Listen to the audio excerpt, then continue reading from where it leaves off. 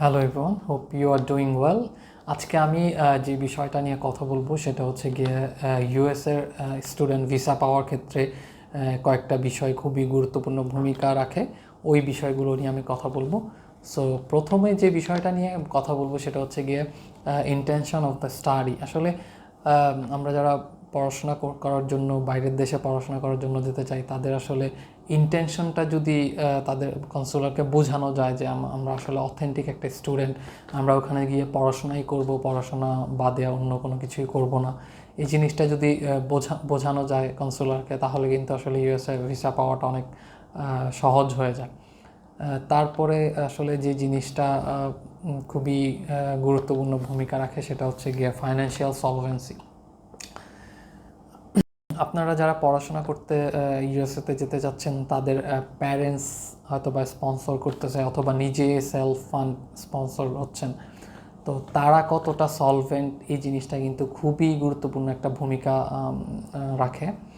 এবং যে স্পন্সর করতেছে তার আসলে প্রফেশনটা কি, তার প্রফেশনের সাথে আসলে এত টাকা যে ফান্ড শো করেছে বা স্পন্সর করতেছে, এই জিনিসটা কি সামঞ্জস্যপূর্ণ কিনা, এই জিনিসটা খুবই ইম্পর্ট্যান্ট। তারপরে যে জিনিসটা আসলে দেখে এটা হচ্ছে গিয়ে ফ্যামিলিটাইটা আসলে খুবই ইম্পর্ট্যান্ট একটা ইস্যুস, যেটা আসলে আপনাকে ইউএসএ ভিসা পাওয়ার ক্ষেত্রে অনেকটাই গুরুত্বপূর্ণ একটা ভূমিকা রাখে ইউএসএ ভিসা পাওয়ার ক্ষেত্রে। তো ফ্যামিলিটাইটা আসলে কি, সেটা হচ্ছে গিয়ে আপনি ধরেন যে বাইরের দেশে পড়াশোনা করতে যাবেন, ইউএসএতে পড়াশোনা করতে যাবেন, পড়াশোনা করার পরে বাংলাদেশে যে আবার ব্যাক করবেন পড়াশোনা শেষ করার পরে, ওইটার একটা গ্যারান্টি হিসাবে কাজ করে।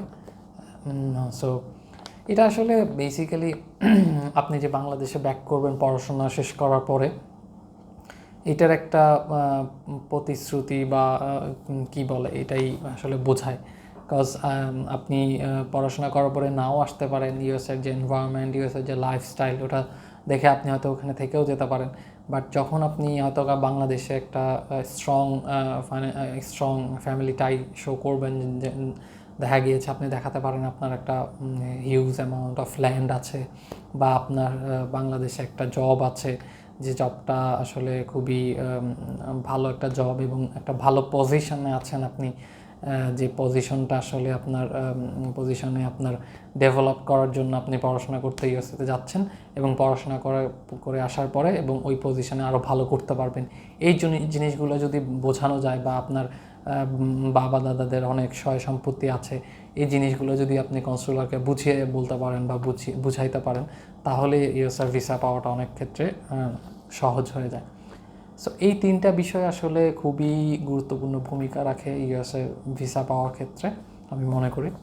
সো আজকের ভিডিওটা এই পর্যন্তই। থ্যাংক ইউ, সবাই ভালো থাকবেন।